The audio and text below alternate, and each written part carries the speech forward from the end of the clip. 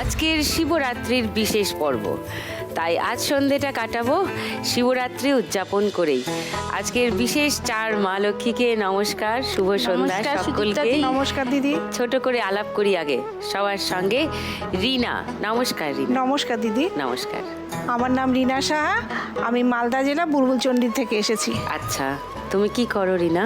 আমি এই গম্ভীরা শিল্পী, আর ওই সাথে একটু ছোট কাপড়ের ব্যবসা করি। গম্ভীরা দেখবো না আমরা, শুনবো না? হ্যাঁ দিদি, দেখানোর জন্যই এসেছি আমরা। রিনার দলের নিশ্চয়ই আরো সদস্য? হ্যাঁ, আমার দলের সদস্যরা ওখানে বসে আছে। নমস্কার। সবারই পারফরমেন্স দেখবো।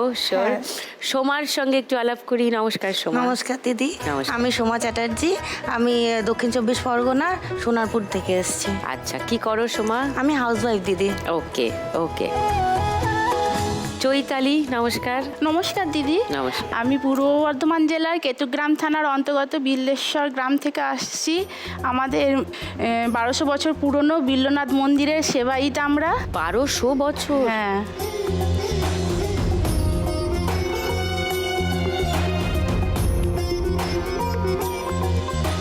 তো এই মন্দিরের গল্প, এই মন্দিরের প্রতিষ্ঠা কেমন করে হলো সেটা তো নিশ্চয়ই একটা দারুণ হ্যাঁ, গল্প সে হবে। বলবো, শুনবো, অবশ্যই। নিশ্চয়ই শুনবো। আর তোমার সঙ্গে ওগুলো কি রাখা?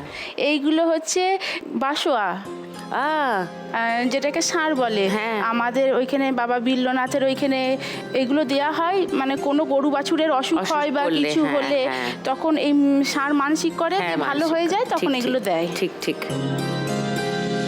সুজাতা দি, নমস্কার। আমি হাওড়া জেলা জগৎবল্লভপুর নিজবালিয়া গ্রাম থেকে আসছি। আচ্ছা, আমি একজন মিড ডে মিলের কর্মী।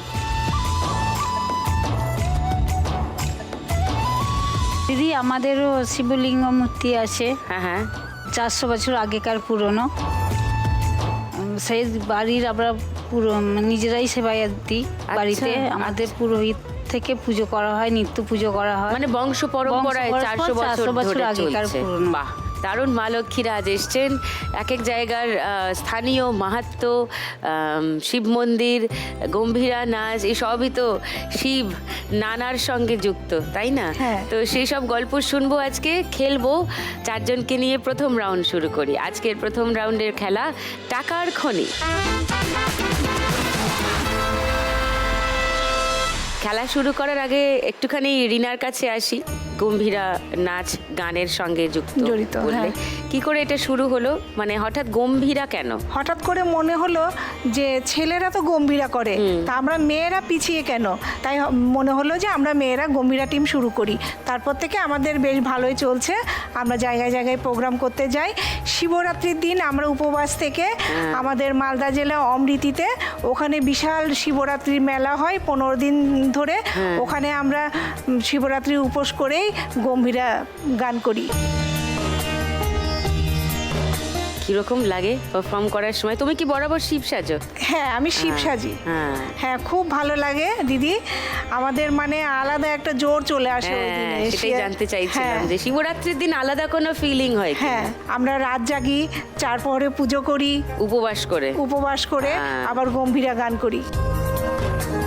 আর সঙ্গে তোমার দলের কারা এসছে? আমার দলের 3 জন এসছি, আমি দিয়ে 4 জন। তোমাদের পারফরমেন্স দেখবো নিশ্চয়ই। তোমার বাড়িতে কে আছেন রিনা? কে কে আছেন? আমার হাজবেন্ড আর 2 ছেলে। আমার হাজবেন্ড উনি অসুস্থ 2016 থেকে। আচ্ছা। তখনই আমার মানে এমন পরিস্থিতি, আমি কি করে সংসার চালাবো, বাচ্চা মানুষ করব বুঝে উঠতে পারছিলাম না।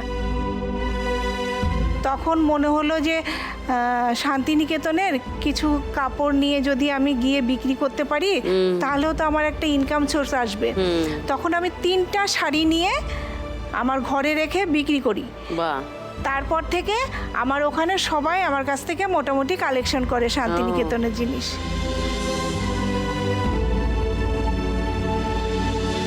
এইভাবে আমার চলছে। আমি পুরোটা সংসার চালাই। আমার হাজবেন্ড এখনো কিছু করেন না, অসুস্থ আছেন। কি হয়েছে ওনার? উনি নার্ভের পেশেন্ট। ও, তো আজকে এই খেলা জিতে যদি রিনা 1 লাখ টাকা পাও, কি করবে? দিদি, আমাদের দলের তো কোনো ইনস্ট্রুমেন্ট নেই, তা আমি প্রথম কিছু ইনস্ট্রুমেন্ট কিনবো আমাদের দলের জন্যে। তারপরে যদি টাকা বাঁচে তাহলে আমার হাজবেন্ডের ট্রিটমেন্টের জন্য কিছু হয়তো লাগাবো। চলো ফার্স্ট রাউন্ডটা খেলি।